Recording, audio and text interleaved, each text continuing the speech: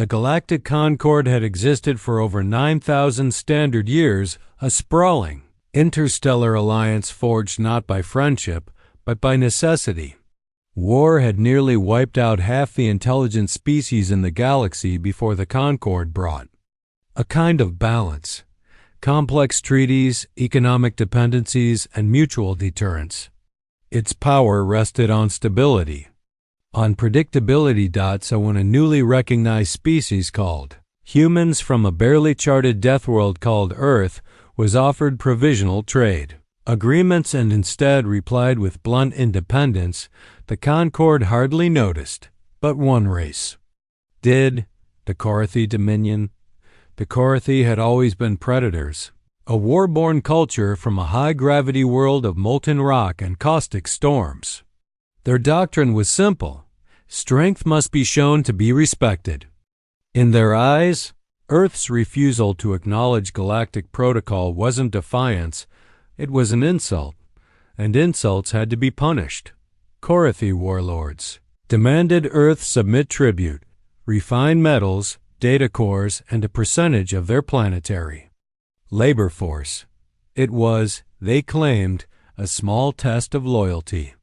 In truth, it was a ritualized shakedown. Galactic historians knew how these things played out.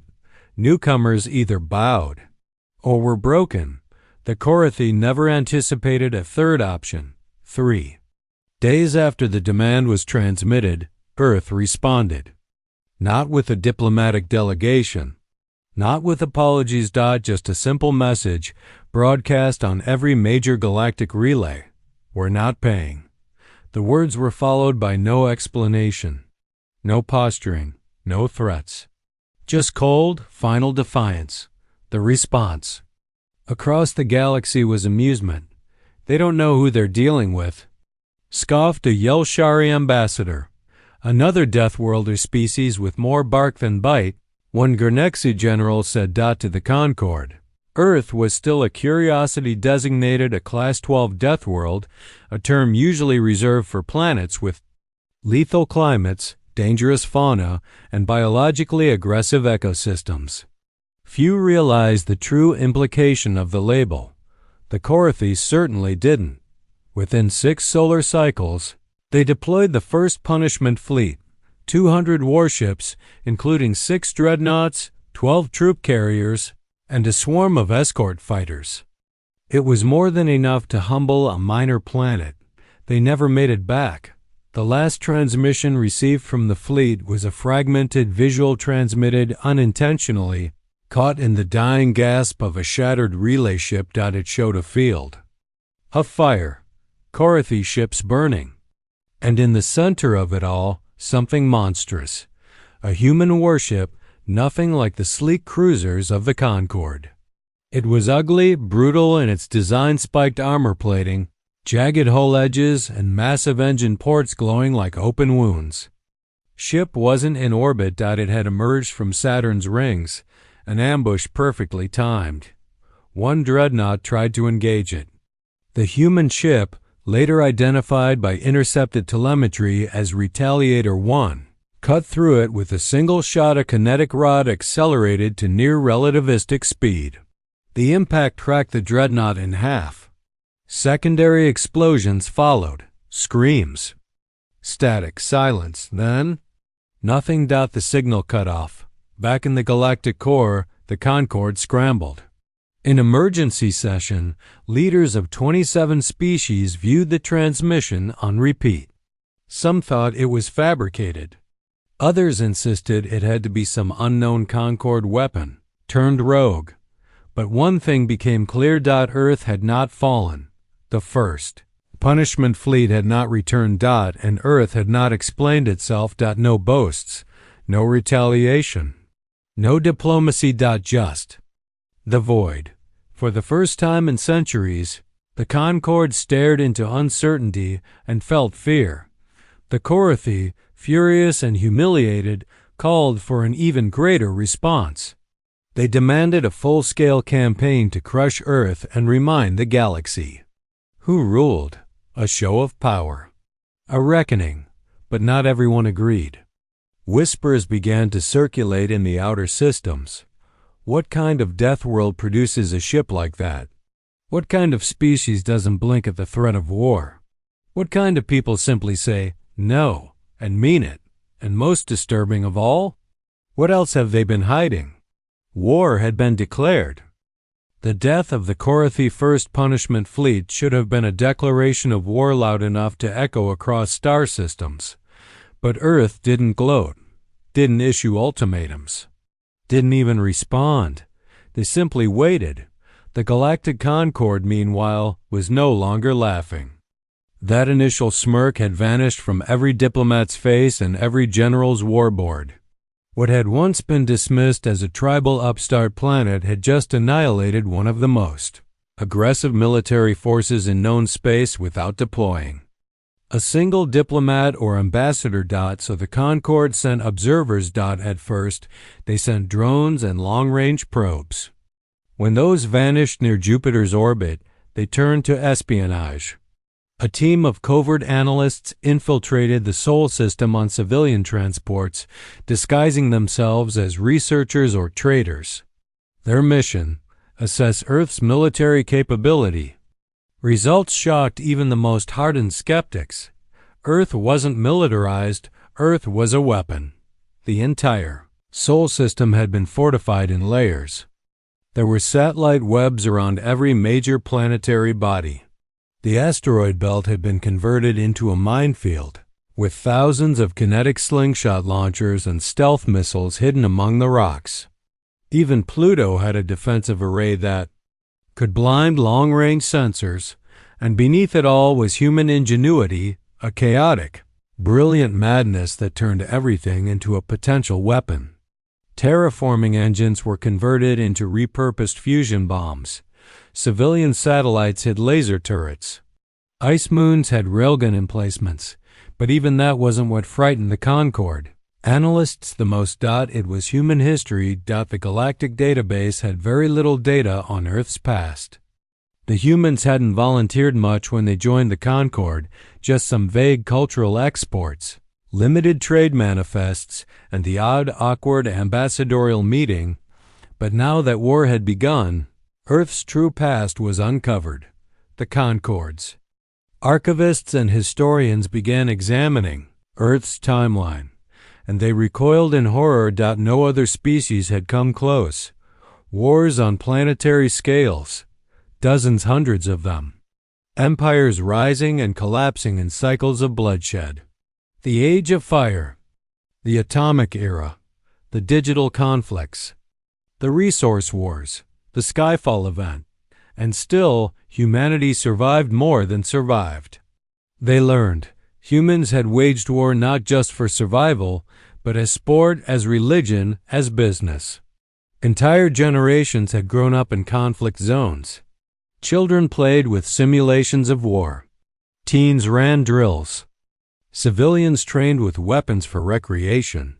One particularly chilling document was uncovered from a human archive, a handbook called The Art of War, written over 2,500 years ago, during a time when humans had barely reached beyond their own continents. And yet the strategy inside it applied to interstellar conflict. Humans had been studying war since they could pick up rocks. The Gurnexi military archivist, a war veteran of 3 centuries, read it cover to cover. When he finished, he locked himself in his quarters for 2 days and refused to speak. A Vakal intelligence officer named Yishtan compiled a full report on Earth's military potential. Her conclusion chilled the Concord Council. They have never stopped fighting. Their peacetime is only war in another form: economic, psychological, ideological. They train in chaos. They adapt in fire. Their weakness is only temporary. Their vengeance is generational. We have not declared war on a rogue planet, she continued. We have awakened a species forged in blood, fire, and extinction. And now they know our names. But there was one detail that slipped through unnoticed. All this information, every scrap of intelligence, wasn't leaked out, it was allowed. The humans had seen the probes, tracked the spies, intercepted the transmissions, and yet they did nothing to stop them. They wanted the Concorde to learn to see to understand, and then, still, came no reply from Earth, no attack fleets, no ambassadors, just that same silence. Now charged with tension like the calm before an avalanche, and across the galaxy, fear began to fester, because the worst part wasn't what humanity had done in the past. The worst part was what they might be doing now, preparing. The Korathi were humiliated, and the galactic Concorde was rattled. But fear, as it often does, gave way to arrogance. The destruction of the first punishment fleet was horrifying, yes, but surely it had been luck. Perhaps a surprise trap. Perhaps. Even a fluke. Earth could not survive the full strength of the galaxy. That was the consensus. And so, the second armada was assembled. This was no solo show of force like the Korathi's first attempt. It was a true concordance of Power 7 member species, over 500 starships, and coordinated command from 3 war councils. The fleet included the Yelshari psionic command carriers, Gurnexi gravitational artillery barges, Vakal stealth corvettes, and 26 dreadnoughts from the Concorde's own peace enforcement force. They called it the Hammer of Harmony. The operation plan was simple: overwhelm Sol with superior numbers, eliminate orbital defenses, bombard Earth into surrender, and then occupy strategic points until a new regime could be installed. They entered the Sol system from 5 different jump vectors, expecting light resistance and perhaps a symbolic last stand from Earth's defenders. Instead, they entered a nightmare. The humans hadn't built a defense grid. They had built a planet-wide ambush. The moment the first capital ships exited FTL at Neptune's orbit, the void turned hostile. Mines hidden in the Kuiper Belt detonated in sequence, sending high-velocity debris into the fleet's path. Half of the Vakal stealth corvettes were destroyed before they even activated their cloaking fields. The Yelshari command carriers were next. They had designed their ships to control the battlefield through psionic pulse waves, but they didn't anticipate that the humans had developed neural disruptor countermeasures, flooding their ships with electromagnetic static designed to cripple biological minds. Screams echoed through the psychic relay nets as Yelshari crews tore off their own skin in madness. The fleet split apart in confusion, trying to regroup. That's when the drones arrived, not a few hundred, not even thousands, but swarms. Millions of AI-controlled attack drones launched from hidden bays on Mars, Venus, and repurposed civilian freighters that had been parked in orbit for years. The drones worked in silence, forming coordinated attack clusters that moved like hunting packs. They didn't just fire blindly, they picked targets with surgical precision, disabling engines, reactors, and life support systems before disappearing into the void. The Concorde admirals finally gave the retreat order, but they were already trapped. Every FTL jump corridor had been laced with disruptor beacons and folded space traps. The humans had calculated the jump vectors and rigged them in advance. It was clear. Now, Earth had not been surprised during the first attack. They had been watching, recording, learning, and they had turned that data into a perfect simulation of Concorde tactics. The Gurnexi artillery ships tried to retaliate by targeting Earth itself.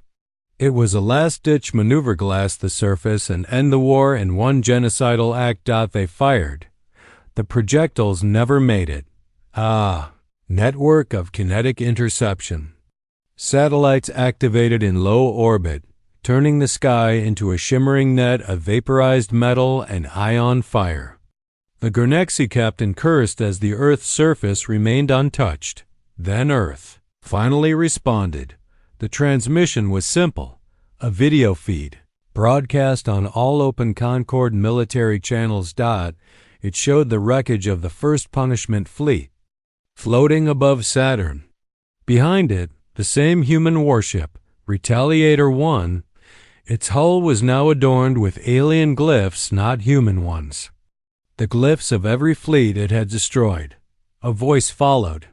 Calm, male, unmistakably human. We told you, we're not paying. You declared war. We're just replying. Then the feed cut. Within 20 minutes, 90% of the fleet had been destroyed.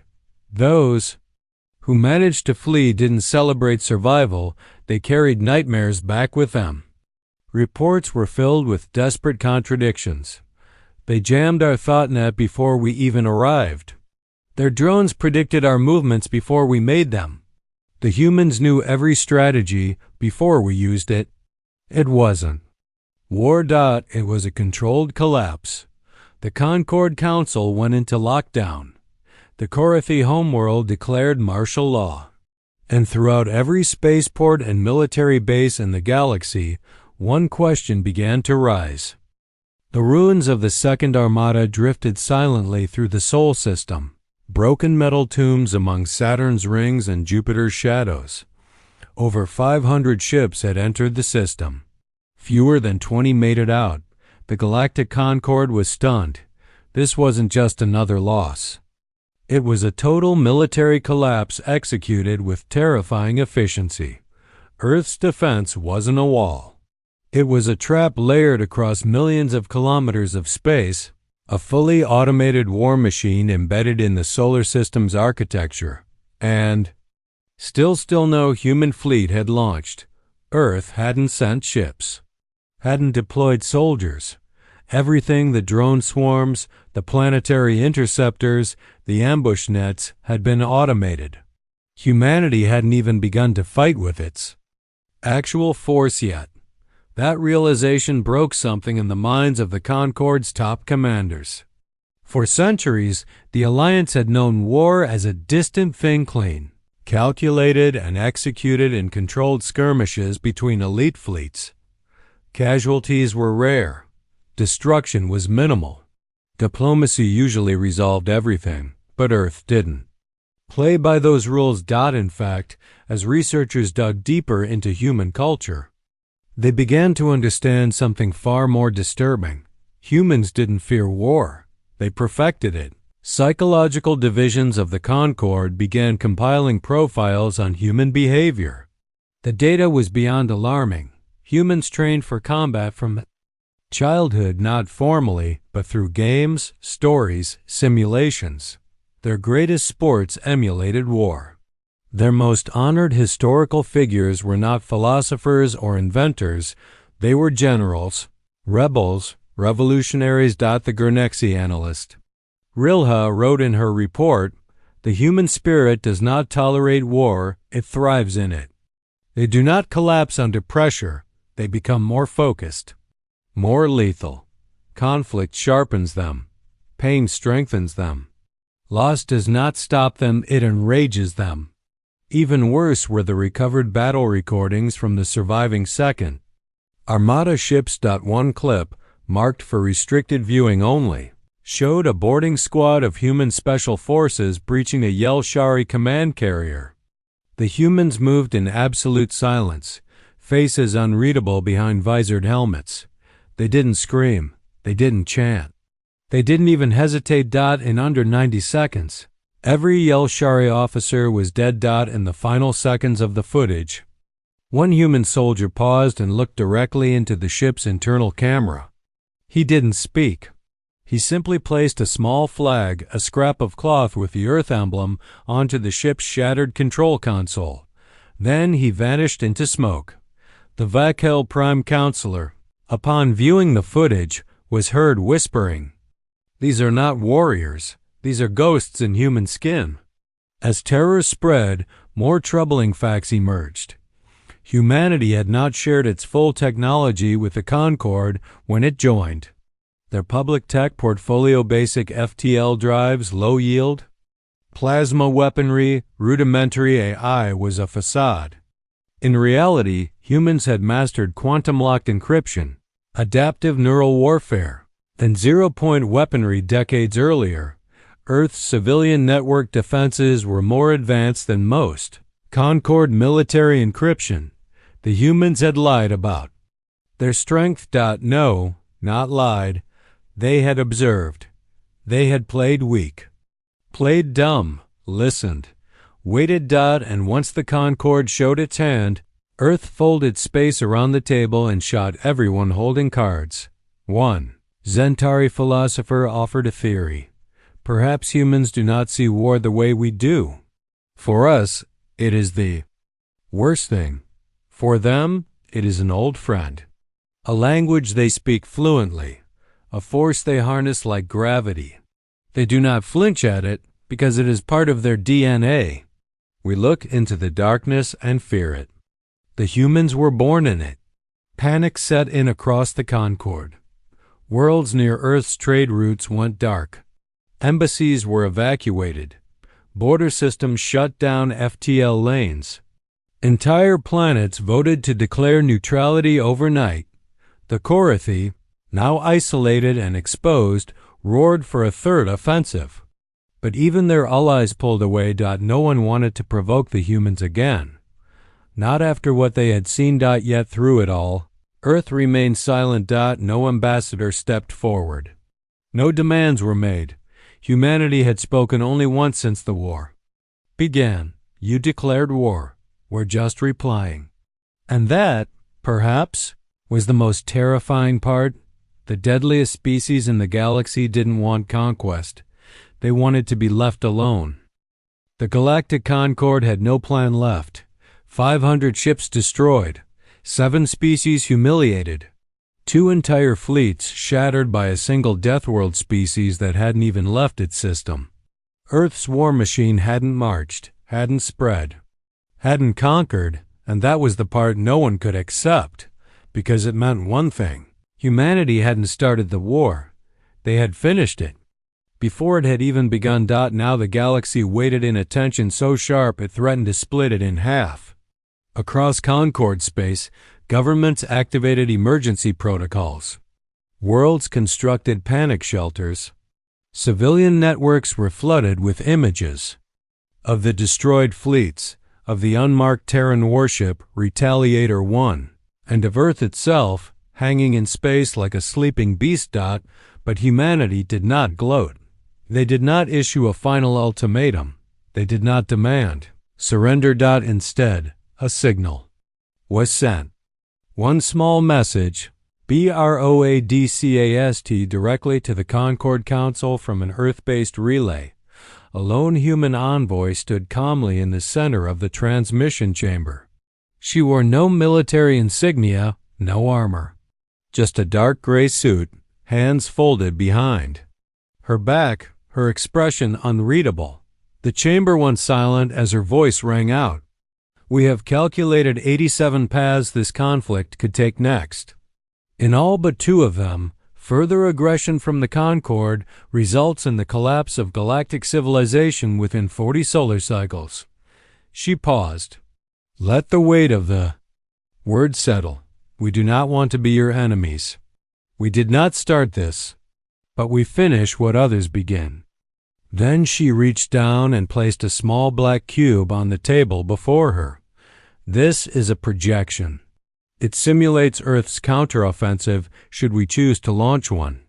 With a nod, the cube activated. Everyone in the chamber watched in stunned silence as a holographic simulation unfolded.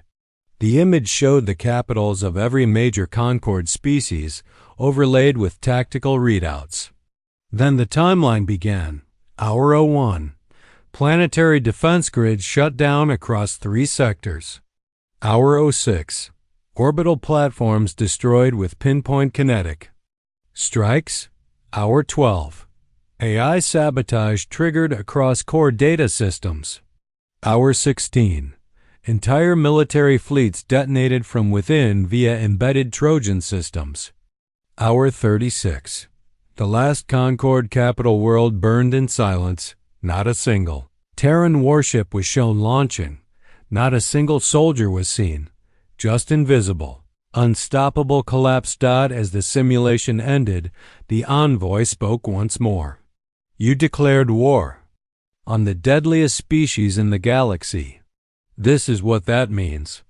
We are not monsters, but we are not prey. If you force us to become something worse, we will not hesitate. Then she picked up the cube and ended the transmission. The Concorde chamber remained deathly still. No one spoke for a full 6 minutes. The vote to cease all hostilities with Earth passed unanimously.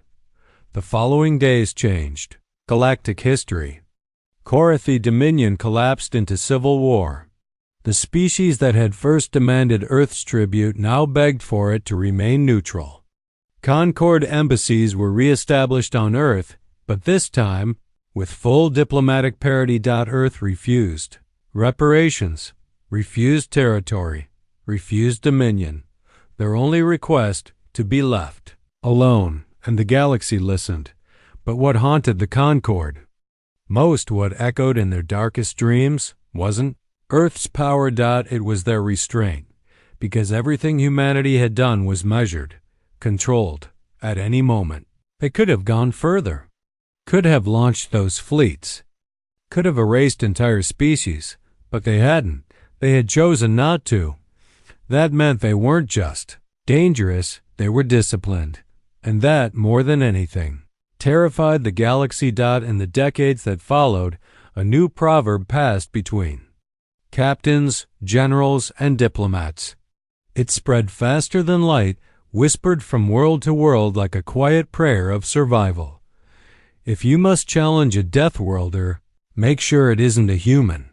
And etched into the archives of the Concorde's Grand Council, on a plaque beneath the footage of the envoy's message, 5 words stood eternal: